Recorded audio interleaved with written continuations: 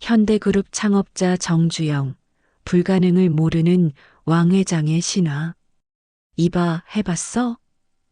불굴의 정신이 낳은 거대한 신화. 청취자 여러분, 안녕하십니까? 오늘 우리가 함께 할 이야기는 대한민국 경제 발전의 역사를 무에서 유로 창조한 한 거인의 일대기입니다. 그는 바로 현대그룹의 창업자 아산 정주영 회장입니다. 가난한 농부의 맏아들로 태어나 무려 8번의 가출 끝에 서울로 향했고 쌀 배달부에서 시작해 건설, 자동차, 조선에 이르는 거대한 글로벌 기업을 일구어낸 입지전적인 인물. 그의 삶은 그 자체로 한편의 드라마이자 시련은 있어도 실패는 없다는 신념을 행동으로 증명해 보인 살아있는 전설입니다. 정주영 회장의 경영 철학은 단순하면서도 강력했습니다. 바로 이봐, 해봤어? 라는 한마디로 요약됩니다. 모두가 불가능하다고 고개를 저을 때 그는 창의적인 예지와 불굴의 추진력으로 그 불가능을 현실로 만들었습니다. 지금부터 정주영 회장이 맨손으로 일궈낸 현대 신화의 가장 흥미롭고 감동적인 에피소드들을 자세히 살펴보겠습니다. 8번의 가출, 그리고 쌀가게 점원. 정주영은 1915년 강원도 통천의 가난한 농가에서 6남 2녀 중 맏아들로 태어났습니다. 가난을 벗어나고 싶었던 그는 어린 시절부터 아버지 몰래 서울로 가출을 시도했습니다. 번번이 아버지에게 붙잡혀 고향으로 돌아와야 했지만 그의 도전 정신은 꺾이지 않았습니다. 소판 돈 70원으로 시작된 독립선언. 그의 인생을 바꾼 결정적인 9번째 가출은 1934년 20살이 되던 해에 일어났습니다. 이번에는 빈손으로 떠나지 않았습니다. 집안의 가장 큰 재산인 소 한 마리를 몰래 팔아 그 돈 70원을 들고 서울로 향했습니다. 이 70원은 훗날 그가 남북관계 개선을 위해 소떼를 몰고 고향으로 돌아가는 감동적인 사건의 씨앗이 됩니다. 서울에 도착한 정주영은 갖가지 허드렛 일을 전전하다가 22살 무렵 신당동에 있던 복흥상회라는 쌀가게에 점원으로 취직하게 됩니다. 자네가 진짜 주인이 돼보게 쌀가게의 비밀. 정주영은 남들과 달랐습니다. 쌀 배달을 맡았는데 당시 쌀은 가마니로 거래되었고 무게가 엄청났습니다. 그는 쌀 2가마니를 양 어깨에 메고 뛰어다니는 괴력을 발휘했고 다른 종업원들이 잠든 새벽에 일어나 쌀 창고를 깨끗하게 정리하고 그날의 배달 계획을 미리 세웠습니다. 원래 뒤죽박죽이던 쌀 창고는 그의 손을 거치면서 깔끔하게 정리되었고 배달 사고가 사라졌습니다. 이러한 성실함과 비상함을 눈여겨본 쌀가게 주인은 결국 가게를 정주영에게 맡기게 됩니다. 정주영은 가게 이름을 경일상회로 바꾸고 운영을 맡아 1년 만에 고향의 논, 30맞이기를 살 만큼 큰 돈을 벌어 아버지에게 면목을 세웠습니다. 그러나 1939년 일제의 쌀 배급 정책 강화로 인해 경일상회는 강제 폐업을 당합니다. 그의 첫 사업은 강제로 막을 내렸지만 사업가의 기질을 확인한 소중한 경험이었습니다. 빈대를 이긴 창의력과 파란 잔디의 전설. 정주영 회장은 쌀가게 폐업 후 잠시 방황했지만 곧 자동차 정비업에 뛰어들었습니다. 1940년 서울 아현동에 아도에이디오 서비스라는 자동차 수리 공장을 차린 것입니다. 하지만 이 공장은 화재로 인해 전소되었습니다. 정주영은 주저앉지 않았습니다. 주변에서 돈을 빌려 공장을 복구했고 이것이 현대그룹 초기 자본의 모태가 되었습니다. 빈대 잡으려다 천장 빈대에게 당하다. 그의 젊은 시절을 상징하는 재미있는 일화가 있습니다. 어느 날 숙소에 득실거리는 빈대 때문에 잠을 이룰 수 없었습니다. 정주영은 빈대가 탁자 다리를 타고 올라온다는 사실을 알고 탁자 다리 4개를 물이 담긴 양재기 4개에 담가놓고 잠자리에 들었습니다. 이제 빈대 걱정은 없겠지라고 생각하며 잠이 들었으나 곧 빈대에게 물려 잠이 깼습니다. 놀랍게도 빈대들은 벽을 타고 천장으로 기어 올라간 다음 천장에서 사람을 향해 뚝 떨어져 공격을 감행했던 것입니다. 이 일화는 정주영 회장의 경영 철학을 대변합니다. 세상의 모든 문제에는 해결책이 있다. 다만 그 해결책을 찾기 위해 발상을 전환해야 한다. 빈대의 집요함에서 그는 문제 해결의 새로운 통찰을 얻었고 이는 훗날 현대그룹의 숱한 난관을 헤쳐나가는 창의적 예지의 밑거름이 되었습니다. 한겨울 파란 잔디를 심은 기적. 한국 전쟁 이후 정주영 회장은 미군 부대와 유엔군 관련 건설 공사를 맡으며 현대건설을 빠르게 성장시킵니다. 특히 미 8군 관련 공사에서 그의 창의적 예지가 빛을 발했습니다. 어느 날 미 8군 묘지 공사를 맡았는데 미군 측에서 겨울에도 무덤 위에 푸른 잔디가 깔려 있어야 한다는 까다로운 요구를 했습니다. 12월 한겨울에 푸른 잔디를 심는 것은 당시 기술로는 불가능했습니다. 모두가 난색을 표할 때 정주영 회장은 특유의 이봐, 해봤어? 정신을 발휘했습니다. 그는 근처 보리밭으로 달려갔습니다. 보리는 겨울에도 파랗게 자라지 않습니까? 정주영은 수십 대의 트럭을 동원해 파릇파릇한 보리싹을 흙과 함께 통째로 떠다가 묘지 위에 옮겨 심었습니다. 미군 관계자들은 파랗게 뒤덮인 묘지를 보고 놀라움을 금치 못했습니다. 파란 잔디를 요구했지 그것이 꼭 잔디여야 한다고는 안 했지 않느냐는 정주영 회장의 말에 미군들은 감탄했고 이후 미 8군에서 나오는 공사는 거의 현대건설의 몫이 되었습니다.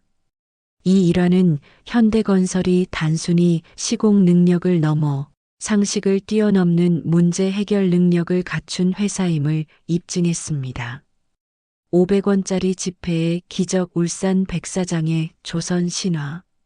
1970년대 초 한국 경제는 중공업 육성에 사활을 걸고 있었습니다. 정주영 회장은 우리도 배를 만들어 수출해야 한다며 조선업 진출을 결심합니다. 당시 대한민국에는 변변한 조선소도 배를 만들 기술도 자본도 없었습니다. 500원 지폐와 거북선의 마법. 조선소를 짓기 위해서는 막대한 외화 차관이 필요했습니다. 정주영 회장은 1971년 유럽의 선진 조선기술국인 영국으로 건너가 차관 도입을 시도했습니다. 하지만 금융의 중심지 런던에서 그는 냉대를 받았습니다. 조선 경험도 없고 공장 부지도 겨우 모래사장. 사진 한 장뿐인 나라에 누가 돈을 빌려주겠느냐는 것이 영국 금융계의 반응이었습니다. 특히 영국 바클레이스 은행의 롱바텀 회장은 난색을 표했습니다. 이때 정주영 회장이 주머니에서 한국 지폐 한 장을 꺼내 보였습니다. 당시 500원짜리 지폐에는 거북선이 그려져 있었습니다. 정주영은 롱바텀 회장에게 그 지폐를 보여주며 단호하게 말했습니다. 이것이 무엇인 줄 아십니까? 우리는 영국보다 300년 앞선 1500년대에 이미 철갑선 거북선을 만들었던 나라입니다. 단지 쇄국 정책으로 산업화가 늦었을 뿐 그 잠재력은 그대로 살아있습니다. 이 거북선 일화는 롱바텀 회장의 마음을 움직였습니다. 단순한 화술이 아니라 선진국이 미처 깨닫지 못한 한국의 잠재력과 정주영, 개인의 굳건한 신념이 전달된 것입니다. 차관 도입이 결정되었고 정주영 회장은 조선소 건설과 동시에 선박, 건조 주문을 받아내는 세계 조선사에 유례없는 조선소와 배를 함께 짓는 신화를 만들어냈습니다. 이봐, 해봤어? 조선소와 선박 동시 건설. 정주영 회장의 추진력은 여기서 끝나지 않았습니다. 조선소를 짓는 중에도 그리스의 선박왕 리바노스 회장에게 찾아가 배를 팔았습니다. 그는 울산 미포만의 백사장 사진을 보여주며 여기에 조선소가 들어설 것이다라고 약속했습니다. 리바노스는 정 회장의 기백에 반해 석유 운반선 탱커 2척을 주문했습니다. 이 주문 덕분에 현대는 조선소 건설 비용을 확보할 수 있었고 1974년 6월 조선소 준공과 함께 주문받은 첫 번째 배가 완공되는 기적을 일구어냈습니다. 바로 이 정신, 선주문 후건설, 조선소와 선박 동시 건조가 현대중공업을 세계 최대의 조선소로 만드는 초석이 되었습니다. 기적의 경영 철학 실현은 있어도 실패는 없다. 정주영 회장은 평생을 불가능해 보이는 도전을 성공으로 이끌었습니다. 그의 입버릇이자 현대그룹의 모토가 된 말은 바로 실현은 있어도 실패는 없다였습니다. 그는 실현을 문제 해결의 과정으로 보았고 좌절하지 않는 끈기를 성공의 가장 중요한 요소로 여겼습니다. 서산 간척사업 바다를 가로막은 기발한 아이디어. 정주영 회장의 창의력이 극대화된 또 하나의 사례는 1980년대 서산 간척사업입니다. 충청남도 서산 앞바다를 막아 대규모 농지를 조성하는 이 사업은 마지막 물막이 공사가 가장 큰 난관이었습니다. 거센 조류 때문에 아무리 커다란 돌과 흙을 쏟아부어도 속절없이 쓸려나갔습니다. 공사는 수개월째 제자리 걸음이었고 수천억 원의 손실이 예상되었습니다. 모두가 포기할 때 정주영 회장은 폐선을 이용하라는 기발한 아이디어를 냈습니다.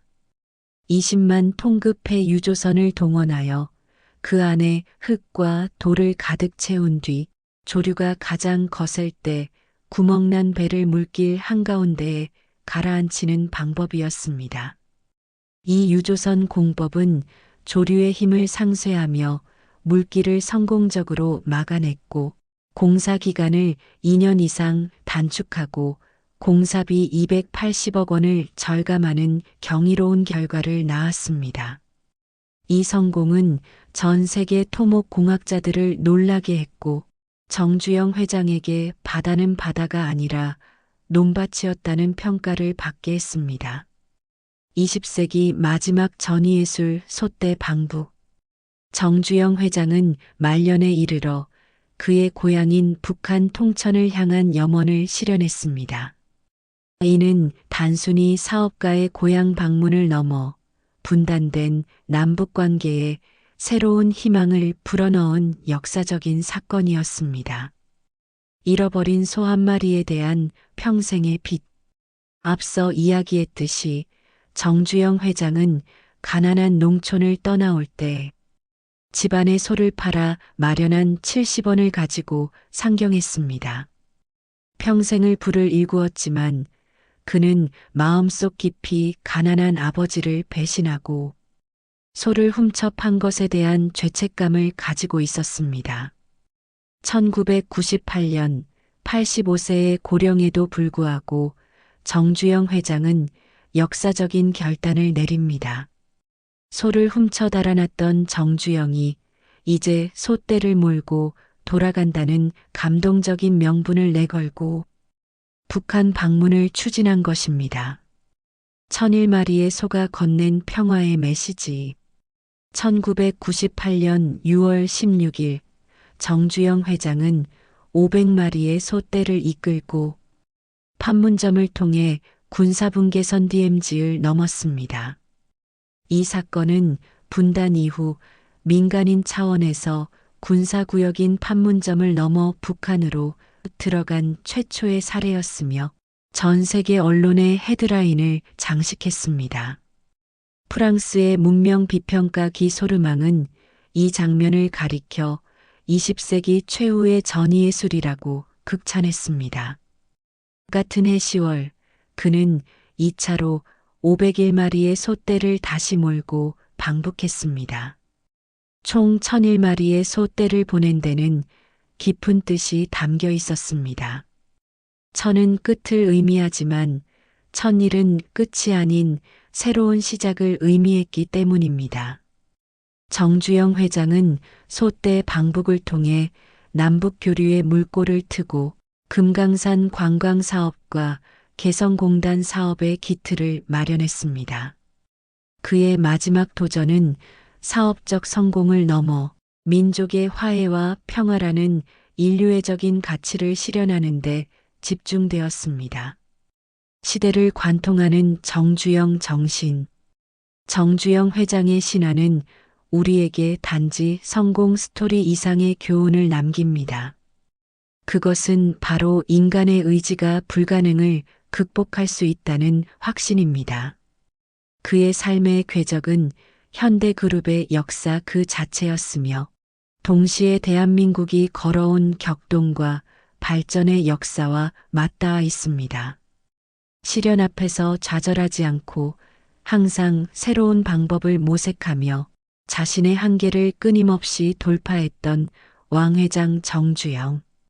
그의 불굴의 정신이야말로 우리가 21세기를 살아가는데 필요한 가장 강력한 에너지원일 것입니다. 여러분은 지금 어떤 불가능 앞에서 망설이고 계십니까? 혹시 스스로에게 이건 안 될 거야 라고 속삭이고 있지는 않으신가요? 왕 회장 정주영은 우리에게 이 질문을 던집니다. 이봐, 해봤어? 그의 인생이 증명하듯 세상에는 불가능한 일은 없습니다. 단지 우리가 시도해보지 않았거나 새로운 방법을 찾아내지 못했을 뿐입니다. 오늘 현대그룹 창업자의 이야기를 들으며 얻은 불굴의 용기를 여러분의 삶 속에 깊이 새기시길 바랍니다. 도전하고 또 도전하십시오. 시련은 성장의 재료일 뿐 실패는 없습니다. 끝까지 함께 해주신 청취자 여러분께 감사드립니다. 다음에도 더욱 흥미로운 이야기로 찾아뵙겠습니다. 안녕히 계십시오. 도움이 되셨다면 구독과 좋아요 부탁드립니다.